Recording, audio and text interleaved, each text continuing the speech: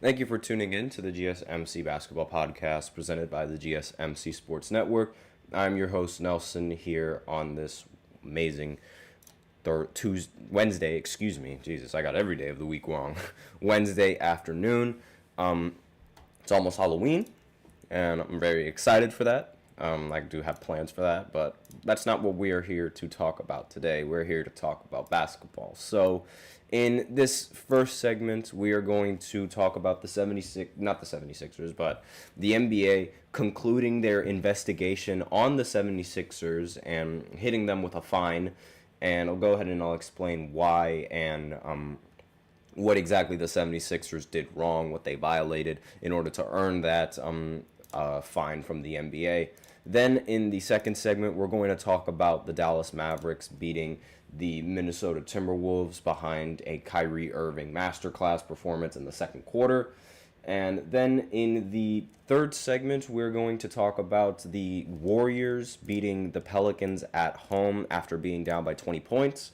And then in the fourth segment, we're going to do a little bit of a recap on the rest of the games that ended up going down in that yesterday night. So I'll go ahead and I'll do that in the fourth segment. And then we also have a special fifth segment at the end of the fourth segment, so be sure to stay tuned for that if you guys are interested.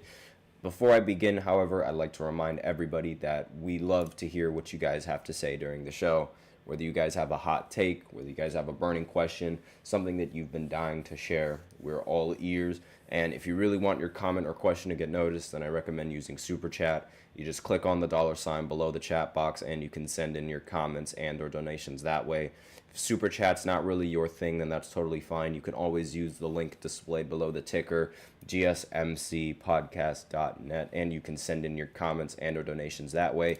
Either or really helps the show, makes the show much more interactive between myself and you guys. So let's go right ahead and get into the first segment, which is going to be about the 76ers. Let me just go ahead and pull up these. Whoop, that was a mistake. I didn't mean to do that. Let me just go ahead and pull up these slides real quick, and just so that way you guys can see exactly what I'm talking about. And everything is just messing up for me now. That is fantastic. You love to see it. Apologize for that. But anyways, as I was saying, the 76ers, they were under investigation over the last few weeks. And big reason why they were under investigation was due to the inconsistencies on Joel Embiid and his injury status. If you guys don't remember, I covered this a few segments ago where Joel Embiid, it was said that Joel Embiid would not be eligible to play on opening night. Then out of nowhere, it was reported that he wouldn't be eligible to play in the next game. And then out of nowhere, it was reported that he was ineligible to play in the game after that. So it was very, very odd. It's very weird, right? And the next game, this tonight, is actually when Joel Embiid is expected to be eligible to play, but the NBA couldn't help but think that this news was rather odd, because he wasn't available against the Bucks, which is a pretty competent team, wasn't available against the Raptors, which I wouldn't say is a competent team, but they were going to play away and not in their home court. And then he wasn't eligible to play against the Pacers, another game that was away. But he was eligible to, and he was said to return against the Pistons at home, the worst team in the entirety of the Eastern Conference. And, obviously that's very fishy, because it's like, okay, why was Joel Embiid ruled out in all of these other games, but against the worst team in the NBA at home, he's totally fine for? That really does, it was super odd, and not only that, it was very inconsistent. So inconsistent that the NBA decided to conduct an investigation on the 76ers and their organization. So once they concluded their investigation, the NBA ended up fining the 76ers $100,000 for, quote, misrepresenting the health status of star center Joel Embiid. Now, Embiid, like I mentioned before, he was sidelined for the team's first few games with an alleged left knee condition, yet public comments from head coach Nick Nurse and president of basketball operations Daryl Morey did not accurately reflect his injury. While the NBA found that the Sixers injury report did not violate any sort of player participation policy with Embiid's missed games, they determined that the statements about the injury were inconsistent with the league's transparency requirements. And because of that, the team ended up getting fined. Not just Embiid, the entire team ended up getting fined. And to be honest with you, this is like pocket change. Obviously, to people like us, people like me, and just normal people going about their everyday lives, this is a huge fine, and this is something that not many people will be able to pay directly on the spot for obvious reasons. But this is a multi-billion-dollar company, a multi-billion-dollar organization, and fining them just $100,000 is really, really light. Like it's like pocket change to these guys. It's not like it's going to encourage them to want to play their players anymore, because it's like, not only that, but this is a message to the rest of the league. So it's like, okay, this is the fine if we inaccurately report on his injury. This is pocket change. They got this. Like they could pay it for themselves, honestly, and it would be fine. But this is, and I don't think this is a good look for the NBA. If this was anybody else, like if the commissioner was maybe David Stern, for example, I feel like this fine would have been in the millions, because again, this is a fine directed at the organization, not directed at a player, and that's just pocket change to these guys. So I don't think that, while I do agree with the fine and I do think they should have been fined, maybe they should have been fined for a little bit more than just $100K, even though that's a lot of money compared to what I have. It's not a lot of money compared to what they have. So the participation policy, it started last season, so it was made to stop frequent absences of high-profile players from nationally televised games. The rule requires that injuries justifying missed games be substantiated to provide fans and media with accurate information about player availability.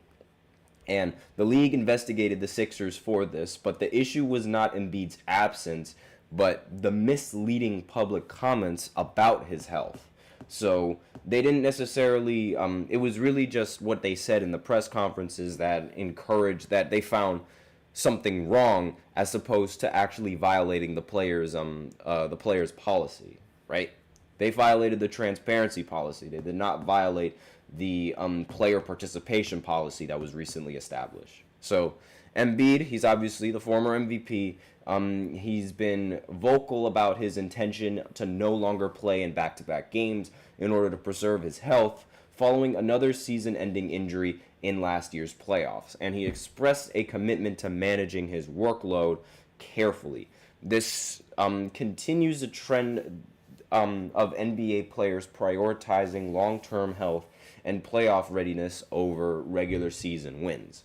So while I understand the logic in not wanting to play in back-to-back games, I can't help but think that that is absolutely, that is Charmin Ultra Soft right there. That is just, nobody should be even have this in their mindset. If you were to do this back in the day, back in the early 2000s, people wouldn't, they wouldn't even stand for that. Nobody would stand for that. But given Joel Embiid's history and given the fact that he just always gets injured in the postseason, I think people would let this slide just a little bit. But I can't help but think just how incredibly soft this is. Now, his injury misrepresentation. So his recent knee issues align with his cautionary approach, but the NBA's investigation showed that the Sixers misrepresented the nature of his condition. And comments from Nurse and Morey indicated that Embiid was merely undergoing a ramp-up process without specific concerns about his knee, which the NBA found to be inaccurate, and that's where they issued this fine. And the fine emphasizes the NBA's stance on transparency. In a recent press conference, Nurse described Embiid as progressing well and actively involved in 5-on-5 practices, suggesting his absence was just part of an individual treatment plan. Morey's similar comments about Embiid's ramping up status contributed to the league's decision to penalize the 76ers for the inconsistency between their statements and Joel Embiid's actual health status. So it's just they didn't really align all that well. And this is really the problem when you're trying to protect one of your athletes from not just from scrutiny from a lot of the fans. Because let's face it, if there was a serious injury that they didn't tell anyone, like, it would have been a serious problem for the rest of the fans. And, like, again, I think this is just a problem anyway, just not enabling one of your star players to play in these games, because it's like, why are you doing that? And it's like, why? Like, really, it's so confusing to me, because it's like, huh? Like, why? Like, what on earth is that? Like, this just, no, that does not make... that would not fly. Imagine Shaq just sitting out in these never playing back-to-back games. Like, imagine any sort of center back in the day. Like, it's so strange seeing somebody built like this but still being so Charmin's ultra soft. I can't say anything else other than that, because it just does not make any sense to me. Like, he's expected to play later tonight, so we'll see if that holds up, or if he just ends up declaring that he's going to be out. I don't think that's going to happen, mainly because, he's going to be playing at home and he's going to be playing against the Pistons. That should be an easy win for the 76ers, and especially for Joel Embiid. So we'll see sort of how that goes, and we'll see if there's an update on his status. But aside from that, we are out of time for this first segment. So now we'll go ahead and go into the second segment, where I talk about the Mavericks beating the Timberwolves in this matchup. Luka Doncic going up against Anthony Edwards, a Western Conference Finals rematch. So we're going to talk about that right after this short break, so be sure to stay tuned. I feel like I'm losing my mind. Is everybody in the world blind? Please, Lord, give me a sign, a sign. I feel like I'm losing my mind. Is everybody in the world blind? Please, Lord, give me a sign, a sign. I wanna be the greatest. Everybody on the fake shit. I look around and feel like everybody is the fakest. I make this every day and I'm impatient, hoping one day I blow up from the basement. Statement, the top is so vacant. I don't hear shit that I think is amazing. Waiting for my day when I'm playing sold out shows for 1,000 faces. Hey, give me that crown, get in my way and to be put down. It ain't your place, all this my town. If I want that shit, then I'll get it right now. I'm losing it, the noose it fits, I'm losing shit. A stupid myth, you choose to live or choose to dip. You choose to fight or lose your grip and lose a gift. Oh, I feel like I'm losing my mind. Is everybody in the world blind? Please, Lord, give me a sign, a sign. I feel like I'm losing my mind. Is everybody in the world blind? And we are back with the second segment of the GSMC Basketball Podcast, presented by the GSMC Sports Network. And in this second segment, we are going to be talking about the Mavericks matchup against the Timberwolves. This was a pretty close game up until the very end. And we're going to talk about my thoughts on this game, what exactly happened, what went wrong for the Timberwolves, and what went right for the Dallas Mavericks. Before I begin, however, I do like to remind everybody that we love to hear what you guys have to say during the show, whether you guys have a hot take, whether you guys have a burning question, or whether you guys have something that you've just been dying to share. We are all ears. And if you really want your comment and or question to get noticed, then I recommend using Super Chat. Just click on the $ below the chat box and you can send in your comments and or donations that way. Really helps the show. And if Super Chat's not really your thing, then that's fine. You could always use the link displayed below the ticker, gsmcpodcast.net, and you can send in your comments and or donations that way. So with that out of the way, let's go ahead and talk about this Mavericks game between the Timberwolves and the Dallas Mavericks. A little bit repetitive, I apologize for that. But this was a really good game. It was full of scorers, and it was full of really, really difficult shots. In the beginning of the game, Anthony Edwards played phenomenally. He ended the first quarter with, I believe, 24 points. This was the most he's ever scored in a quarter in his entire career. And along with Julius Randle, they were great early on, but Dallas was able to keep this game rather close up until the very end. But aside from that, Julius Randle, he ended the game with 20 points, 7 rebounds, 7 assists, and then Anthony Edwards ended with 37 points, 6 rebounds, and 3 assists. The final score, however, was 114 in favor of the Dallas Mavericks. Now, how is it that Anthony Edwards scored 37 and they still lost? 2 words. Kyrie Irving. Kyrie Irving had a masterclass of a game in the second half, and it was a much-needed masterclass for the Dallas Mavericks. And Luka could not get a three-pointer to fall in this game until it was time to hit the final shot. And Luka Doncic ended the game on a dagger three-pointer, and that was the only three-pointer that he ended up making in this game. He shot 1 for 8 from 3 and 10 for 27 from the field. Very, very inefficient.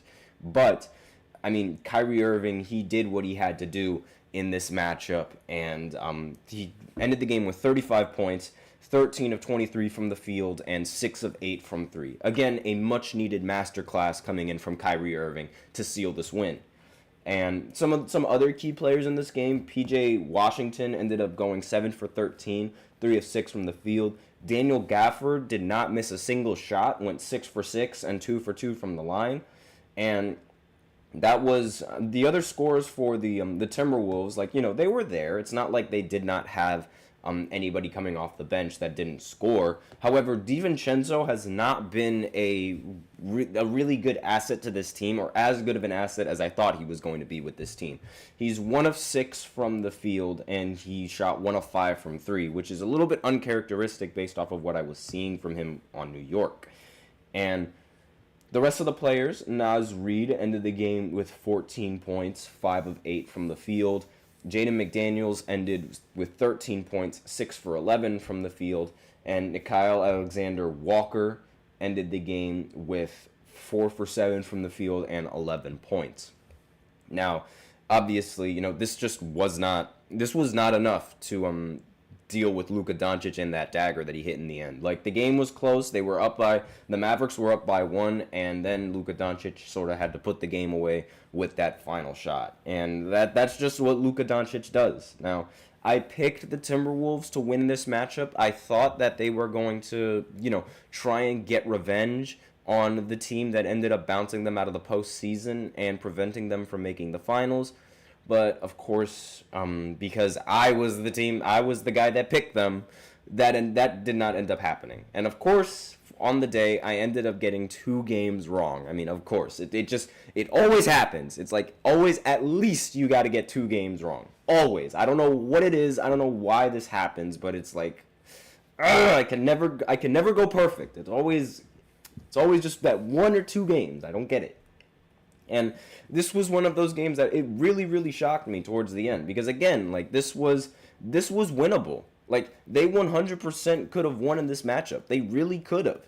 And it was all the way up until the end where the game was rather close. And, I mean, Anthony Edwards, while he did score, 24 or something in the first quarter, the rest of the game was a little bit mediocre for him. I mean, compared to what he did in the first. But then again, what he did in the first was absolutely ridiculous. So, really, you can't blame Anthony Edwards, and you can't blame this game on Anthony Edwards. Finishing with 37 points in 37 minutes, that's more than enough. Not to mention he shot 7 for 13 from the field, which is also more than enough. But the team as a whole, like, from an individual standpoint with this team, it doesn't seem like they are really taking or making that many threes. They did shoot 48% from the three-point line in this matchup, but Anthony Edwards was one of 4 players, that ended up taking 5 or more threes. Now, Julius Randle made 3 of his three-pointers, which is great,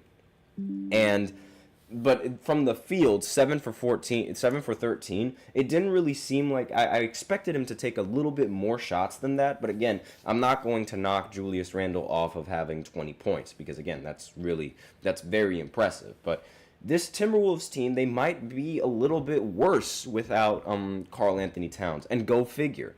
I mean, the Karl Anthony Towns has been on the roster for the longest time, and now this is the first time that they don't have it.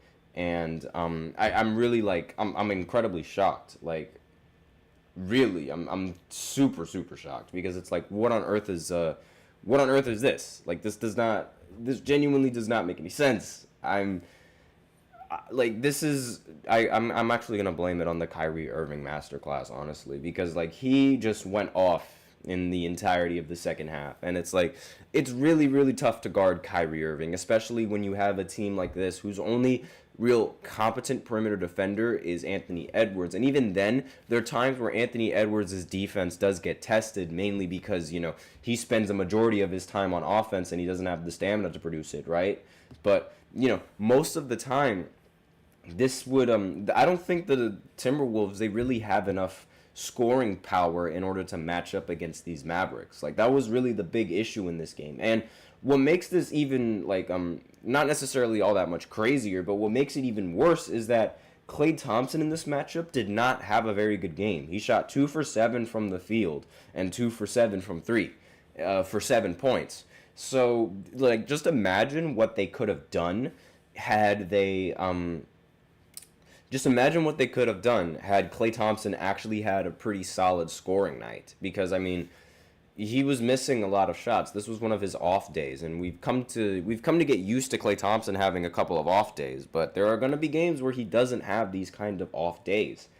And I really don't know why I ended up picking the Timberwolves in this matchup. In hindsight, it was such a dumb move. It was really like, I don't know why I just can't get all of these games right for once. I just want one day where I get these games right. And speaking of not getting games right, we're going to have to go into a break and then talk about the next game on this list, which is the matchup against the Warriors and the Pelicans. Now, I said that I was going to pick the Pelicans in this matchup, and of course, I should have known better. And this one is even more shocking. Like, the loss in this matchup between the Pelicans and the Warriors is even more shocking than what I first thought. So I'll be right back after this short break to cover that. Be sure to stay tuned.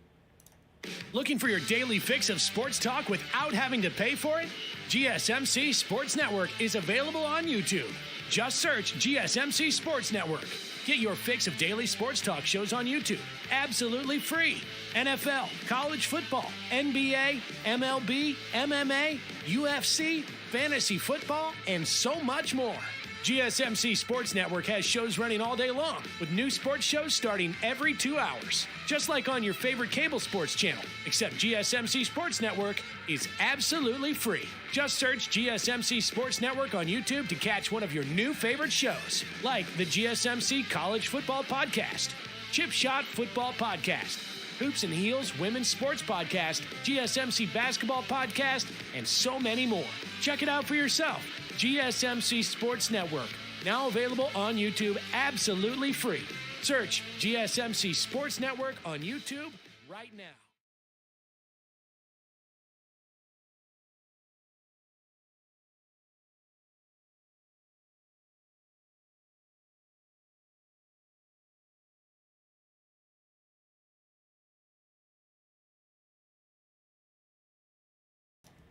And we are back with the third segment of the GSMC Basketball Podcast presented by the GSMC Sports Network.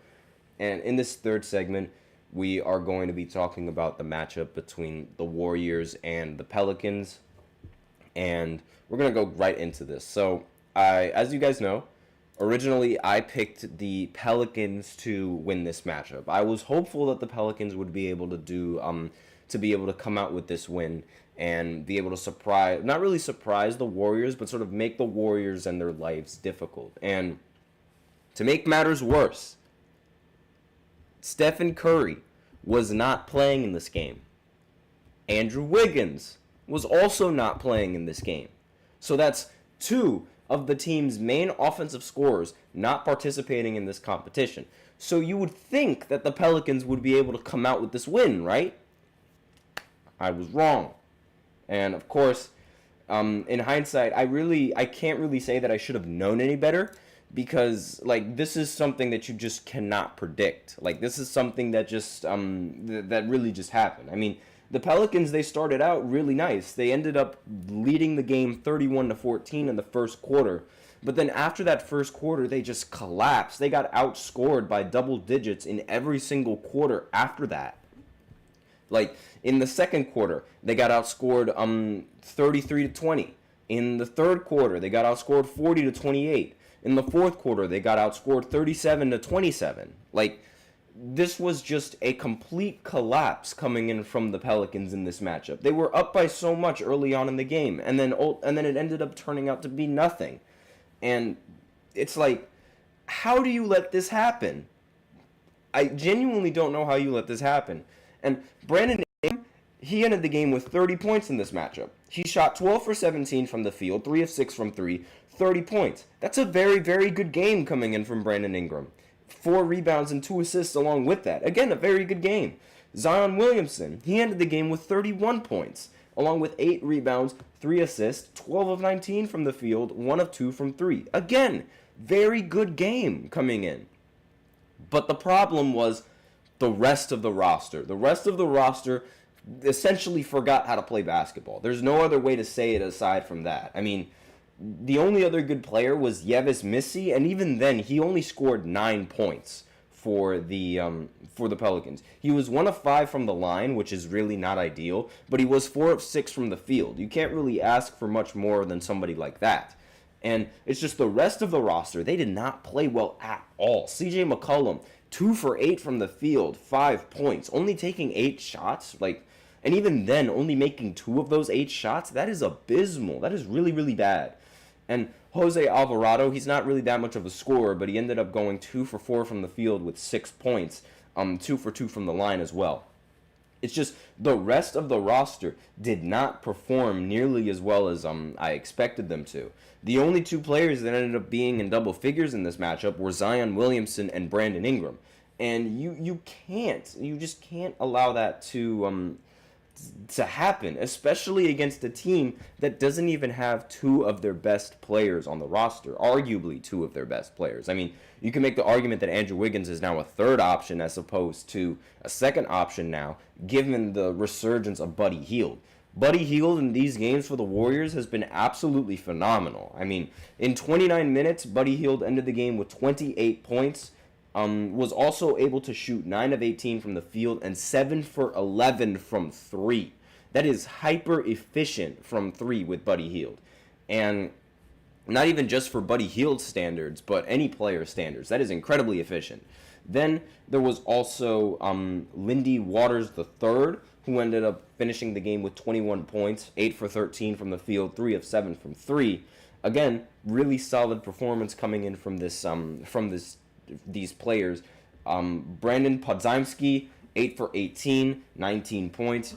Jonathan Kuminga, it should also be noted, Jonathan Kuminga was reported to come off the bench in this matchup, which is really, I don't understand exactly what the Warriors are doing with Jonathan Kuminga. Like, they clearly do not have a plan for Kuminga and what exactly they're going to do with him. I mean, they don't have an extension plan for him, and now they're going to bench him despite the fact that he's actually a pretty solid player. I genuinely don't understand what they're doing with these Jonathan Kuminga and the rest of the team. But at the end of the day, Moses Moody ended up going 6 of 8 from the field, 5 of 6 from 3. You could make an argument that this was just some really good shooting luck coming in from the Warriors, but again, the field goal percentage and the 3-point percentage coming in between both of those teams, it wasn't really that much of a difference maker.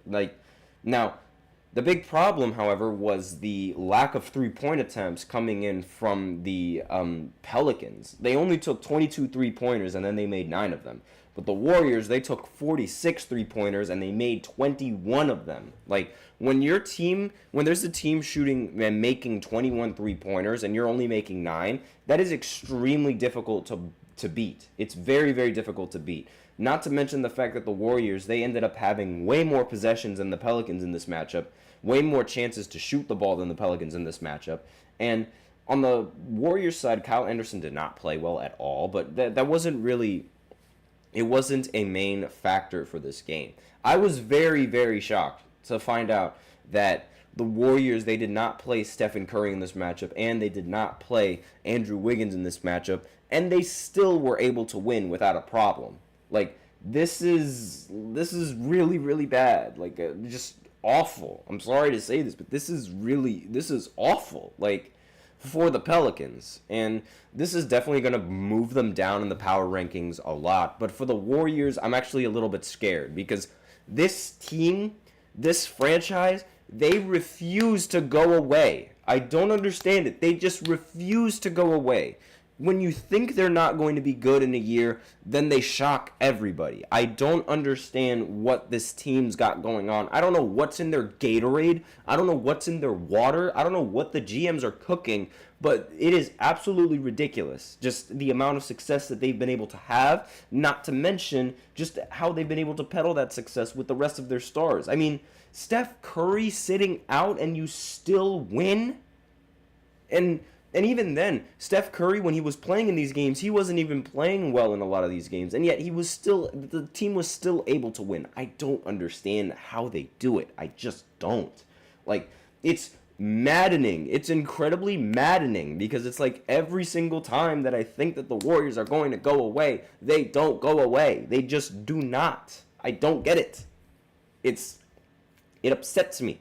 It really upsets me. And the Pelicans made me look really dumb in picking them with to win this game. I mean, they had everything for them. They had everything that they needed to go for them. They had a 30-point game from Brandon Ingram. They had a 30-point game from Zion. They had Steph and Andrew Wiggins benched, not playing in this game, and they still ended up losing. I don't even know. Like, even if DeJounte was playing in this game, I still think this game would have either been close or the Warriors would have still somehow found a way to win. I don't get it. I don't know. I don't understand. I just don't.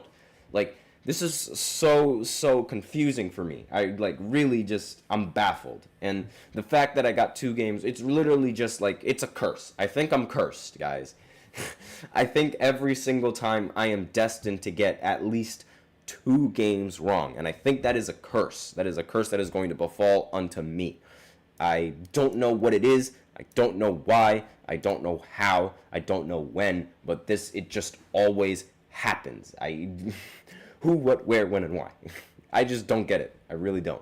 But that's really all that I have to say about this matchup. Again, I'm incredibly shocked at the results of this game. And I'm incredibly shocked at how constant the Warriors have been able to be good. Like, I mean, it's ridiculous. Even when they lose Klay Thompson, they get a really fresh replacement in Buddy Hield. Now, Buddy Hield's defense isn't all that great, but with how he's been shooting the ball, it really doesn't matter at this point. Because it's like, okay, he can't guard one of the players. It doesn't matter. He can cancel out their scoring with his own scoring. And that's really the end goal that you sort of expect from somebody who is not that dominant on the offensive side of the ball. Like, it's really just, it's maddening. It's incredibly maddening to me because it's like, how on earth are you guys able to be this consistent for this long? It's really just like, go away. But that's all that I have to say. So we're going to go ahead and go into our break, and then after the break, we're going to conclude our NBA recap with the rest of the 2 games that ended up going down last night. So I'll be right back after this short break. Be sure to stay tuned.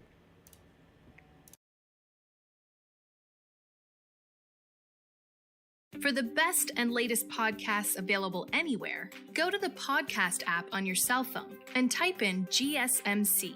To access free content-rich podcasts on health and wellness, book reviews, sports, entertainment, relationships, social media, movies, technology, finance, and even weird news. Subscribe and download the GSMC Podcast Network's family of shows, available everywhere podcasts are found.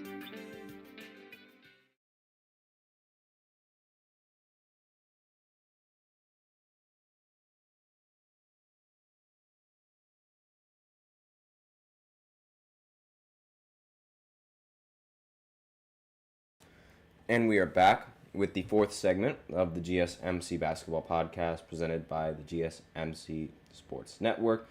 And in this 4th segment, we're going to be doing a recap of the rest of the games that went down last night. So I already talked about the games that I got wrong, the Mavericks winning and the Warriors winning. So here, of course, I ended up getting these 2 games right. And so we might as well go ahead and talk about the rest of those games that ended up happening over the weekend. So, well, not over the weekend, excuse me, yesterday night. Now, first game that we're going to talk about is the Brooklyn Nets losing to the Nuggets. I mean, This should have been a clear-cut win for the Denver Nuggets, but this game was close. In fact, it was so close that it ended up going into an overtime. And, of course, the Nuggets, they ended up prevailing in overtime, winning 144 to 139.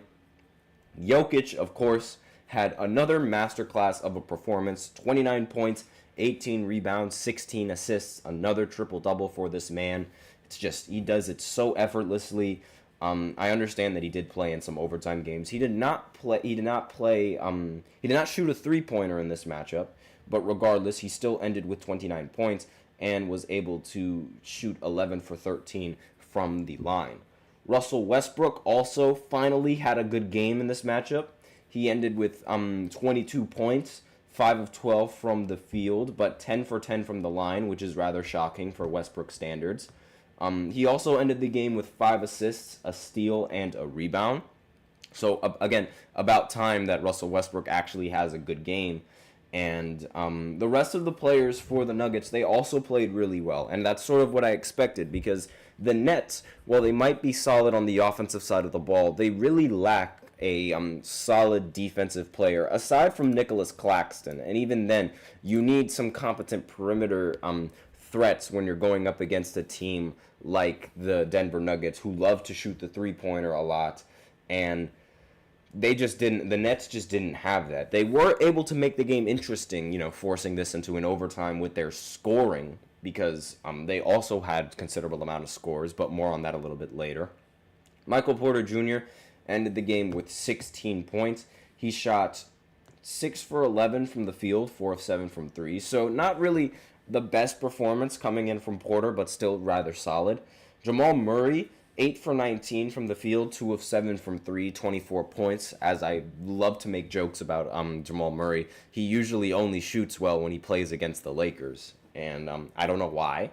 I don't know how, but that's just a thing. And Aaron Gordon, he ended the game with 24 points, 8 for 11 from the field, 7 for 7 from the free throw line. And let's see, those were, aside from Christian Braun, who also ended the game with 12 points, all of those players were the players that ended in double figures for the Denver Nuggets. Now, on the Brooklyn Nets side of things, Dennis Schroeder ended up being the leading scorer for the team. He ended the game with 28 points and 14 assists. Very solid performance coming in from Dennis Schroeder. 10 of 18 from the field, 5 for 11 from 3. And I thought that Cam Thomas was going to be the scorer for this game, like the leading scorer for the Brooklyn Nets, but he was only off by 2 points. He scored 26, 8 for 22 from the field, 1 of 8 from 3. A pretty off shooting night for Cam Thomas, but aside from that, 26 points is 26 points. And coming in from the rest of the starting lineup, Cam Johnson ended the game with 20 points, 7 rebounds, 5 assists. He also shot 7 of 14 from the field and 6 of 10 from 3. So pretty solid outing for Cam Johnson in this game as well. Now, let's see, looking at the rest of the starting lineup. Dorian Finney-Smith, he ended the game with 17 points, 5 rebounds, and 4 assists. 5 for 11 from the field, 1 of 7 from 3. So not really that efficient shooting the ball from 3, but everywhere else he was just fine. And the really big bugaboo that I'm actually pretty surprised about with this is how Claxton, he wasn't starting, but Noah Clowney, he played 16 minutes in the starting lineup, and he only ended with 0 points. 0 for 2 from 3. I don't know why Claxton wasn't starting, especially considering how he ended the game with 16 points, 12 rebounds, and also was able to go 8 for 9 from the field. Very, very efficient night coming in from Claxton. And he was also able to finish with 3 blocks along with that. He did end up fouling out in this game. He got 6 personal fouls. And but aside from that, there was also Zaire Williams coming off the bench for Brooklyn. 18 points, 4 assists, 3 rebounds. And he also ended up shooting 7 for 8 from the field, 4 of 5 from 3. So it was a really close game. These players played really well. It's just they could not close it out. That was really the big problem with this team and the matchup against the Nuggets. And the Nuggets, they are a team that's notorious for closing out. Not so much this season as they were in previous seasons, but that's sort of what made the Nuggets really deadly. the fact that they're able to close out big games. And while I'm not saying that this was a big game, this was a game that went into overtime, so there is significant pressure to close out in this matchup. And that's really the big takeaways that I got from this game. They shot similar from the field. They both shot around 51%, but the 3-point percentage coming in from the Nuggets was the big difference. I mean, they shot 48% from the three compared to the Nets shooting 38% from three. Despite this, however, the Nets ended up making more three-pointers than them because they took more three-pointers. But still, it wasn't enough to go up against this team. This team really, they won it in overtime, obviously. But it was a really close win because in overtime, the Nuggets scored 19 and the Nets, they scored 14. So it was really, really close all the way up to the very end. And where it really sort of, where it really went wrong for the Nets in this matchup, it was in the beginning. Once Jokic made those free throws, then they went on a little bit of a run, which increased the score all the way up to 133 to 127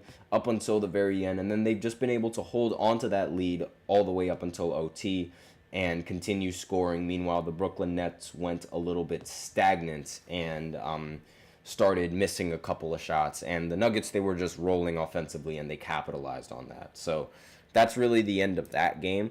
Now, the next game on this list, another game that I ended up picking right, but again, it was against the Utah Jazz. The Kings, they ended up destroying the Utah Jazz in this matchup. It was a pretty easy win for them all around. They won with a score of 113 to 96. The Jazz couldn't even crack into 100 points. They did play really well in the fourth quarter. However, that third quarter and along with that first quarter was the big difference maker in this game between the Kings and the Jazz, because the Kings, they ended up outscoring the Jazz 34 to 22 in the first and then 29 to 14 in the third quarter. Now, as JJ Redick said, when the Lakers only scored 14 points in a quarter, scoring only 14 points in a quarter is unacceptable.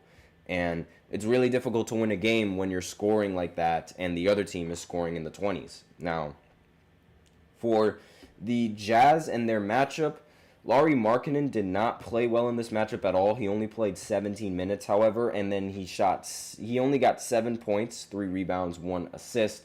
And let me just go ahead and look at his shooting percentages. Let me see. He shot 3 for 5 from the field. Not entirely sure. I was unable to watch this game because it wasn't a nationally televised game, so I'm not entirely sure exactly what went down. Jordan Clarkson, he ended the game 8 for 16 from the field, 21 points. John Collins, he ended the game 7 for 16 with 18 points. And let's see, what's his name? Kyle Flipowski, he ended the game with 12 points, 5 of 10 from the field. I believe that in this matchup as well, there was a player for the Utah Jazz who ended up succumbing to an injury in this matchup. Let me just go ahead and, yeah, exactly. So, let me just wait for this ad so that way I can accurately report it. Give me just 1 second. So, it's rumored that Taylor Hendricks is going to be out for the season after a leg injury in this matchup, and this is his second year, and he'll reportedly miss the remainder of the 2024-2025 season after suffering a fractured right fibula. So that could also play into effect as to why they ended up coming up short in this matchup. But again, I don't think it wouldn't have mattered. I don't think it would have mattered because the Kings, they're supposed to be the better team in this matchup. Of course they are supposed to be the better team in this matchup. Sabonis ended the game with another double-double, 28 points, 11 rebounds. DeMar DeRozan, he ended the game with 20 points, 8 assists, along with 4 rebounds. He shot 9 for 14 from the field. And Sabonis, he shot 13 for 18 from the field. De'Aaron Fox, 19 points, 8 for 15 from the field, 1 of 2 from 3. And he also was able to record 5 rebounds along with 6 assists. The entire starting lineup for the Kings ended in double digits, which is exactly what you need in not just this game, but in every single game as well. And let me just see. Keegan Murray, he ended the game with 14 points. He did not shoot the ball that well, 6 of 14 from the field, 2 of 7 from 3. Malik Monk also did not shoot the ball that well in this matchup, 2 for 11, 7 points. But regardless, you win by a mile, you win by an inch, and here they won by a mile, a win is a win. So really, again, this was rather expected. I did not really expect the Kings to lose in this matchup. The Jazz, they are one of the worst teams in the NBA right now. They're, aside from the Pistons and the Wizards, arguably, I think they're probably going to be dead last in the entire Western Conference when the season is concluded. And I don't really see anything changing for this Jazz team, at least in this year, which really begs the question, why are they keeping Markkanen and why are they wasting his talents? But they're expecting to rebuild, especially in this draft when Cooper Flagg is supposed to be phenomenal and is supposed to be an amazing athlete going into this draft. So that's probably exactly what they're expecting and what they're hoping to get out of this draft. But there's really not much that has to be said. These matchups and these outcomes were sort of expected coming in from both of these teams. And I expected that the other games would end up being right too, but that ended up not being the case. But that's aside the point. So now we're going to go into everyone's favorite section, the fifth section, where I give my predictions for this game. I'll most likely end up picking 2 wrong, so we'll go ahead and see. But I'll be right back after this short break, so be sure to stay tuned.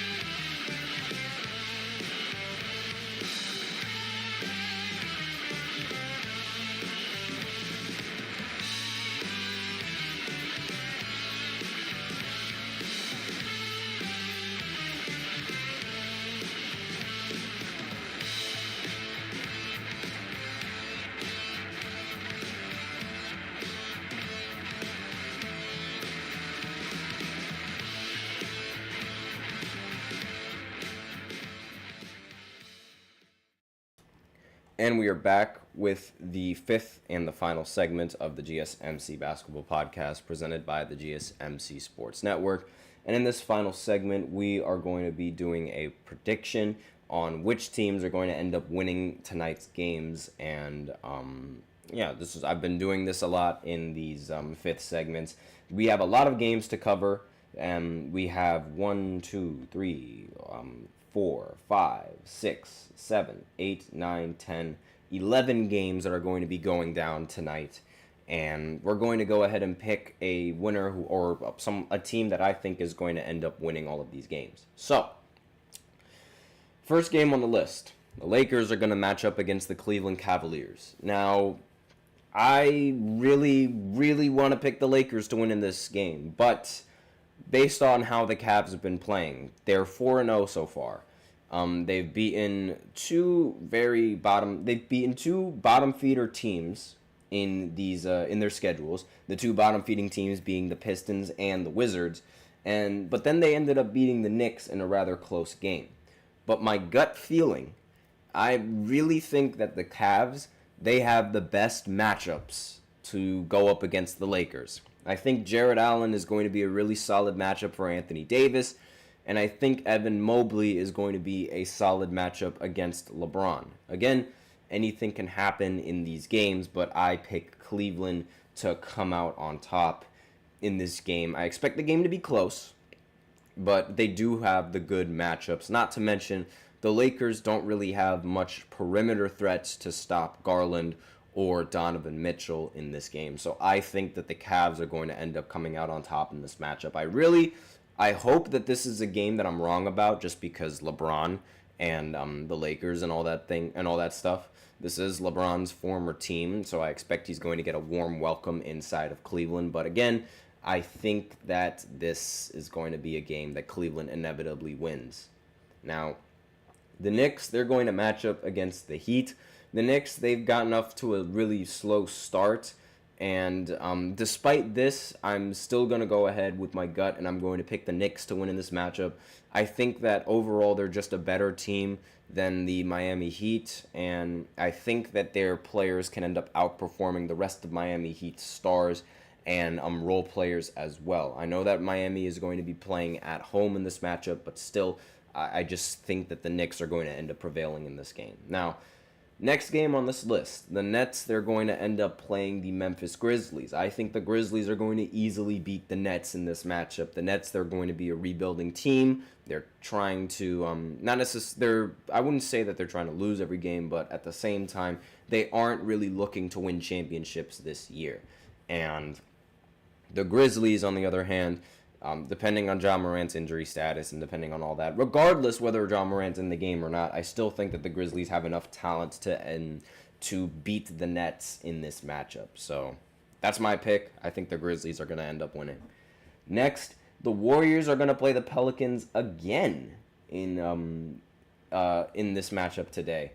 And, I mean, I really, this one is tough. I really don't know. I really feel like the Pelicans should win in this matchup, but just based off of how they played in the last matchup, I don't know if I really want to pick the Pelicans to win in this game again. Like, I really don't.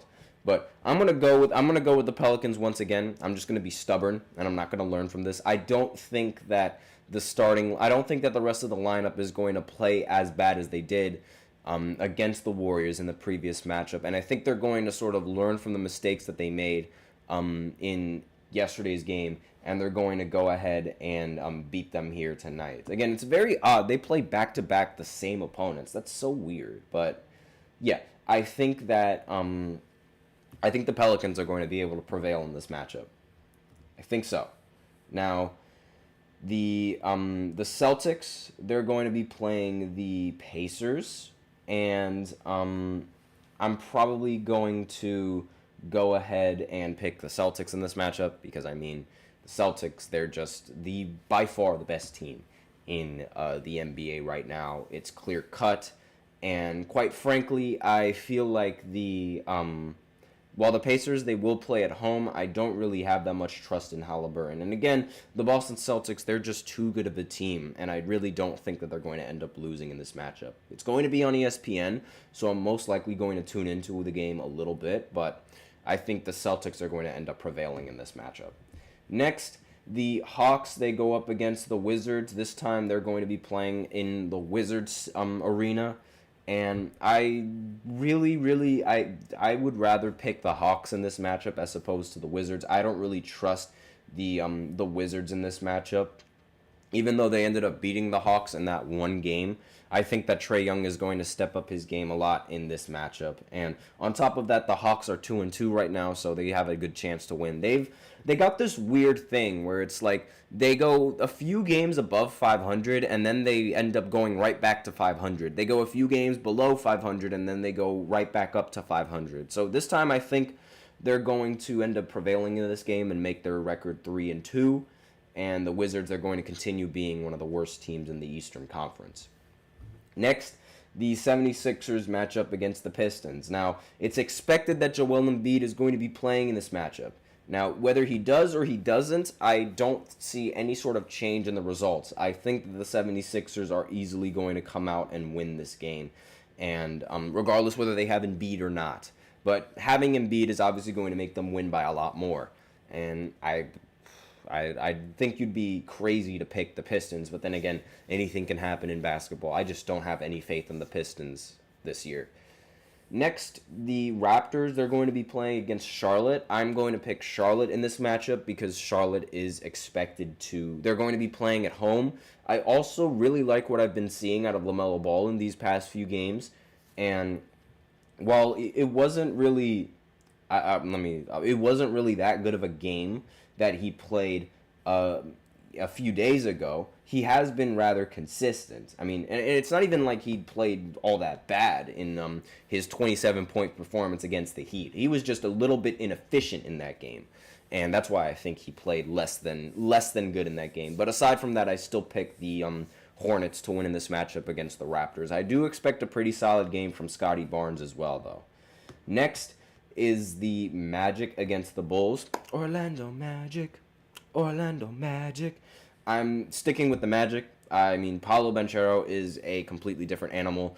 I know that the Bulls, they're going to be playing at home in this matchup, but again, I just don't think that the Bulls will be able to stop Paolo and the rest of the matchup that is the Orlando Magic. And next game, the Spurs are going to be playing against the Thunder. I think that the Thunder are going to end up coming out on top in this game. Last time that Victor Wembanyama and Chet Holmgren matched up against each other, Victor ended up getting the better of him. But given how Chet has sort of developed into this year and how he's been playing so far, I think that the Thunder will have a better chance of winning in this matchup. And based off of how Chet's been playing and how SGA's been playing, they're two, at the very least, top 5 MVP candidate players right now. I think that they got this. I think that they got this win. And then finally, the Clippers, they're going to match up against the Portland Trailblazers, easily picking the Clippers in this matchup. The Trailblazers, they are, again, one of the bottom-feeding teams, so not really much that has to be said. So those are my picks. I picked the Cavs, the Knicks, the Grizzlies, the Pelicans, the Celtics, the Hawks, the 76ers, Hornets, Magic, Thunder, and the Clippers. And I'm probably going to get 2 of those games wrong, but we'll go ahead and we'll see how it works. So that's all that I have on this segment. That's it for the show. Thank you so much for tuning in to the GSMC Basketball Podcast presented by the GSMC Sports Network. Your support means a lot to us, so remember to subscribe to the show, leave a positive review. It really does make a difference. We also invite you to follow us on Facebook, Twitter, TikTok, and Instagram for more content and updates. And as usual, we love to hear what you guys have to say during the show, whether you guys have a hot take, burning question, something you've just been dying to share. If you really want your comment and or question to get noticed, then I recommend using Super Chat. You just click on the $ below the chat box, and you can send in your comments and or donations that way. Super Chat's not really your thing, then that's fine. You can always use the link displayed below the ticker, gsmcpodcast.net, and you can send in your comments and or donations that way, and they really help the show. That's all that I have for you today on this segment and this podcast. Thank you so much for tuning in. I'm your host, Nelson, and as always, take care.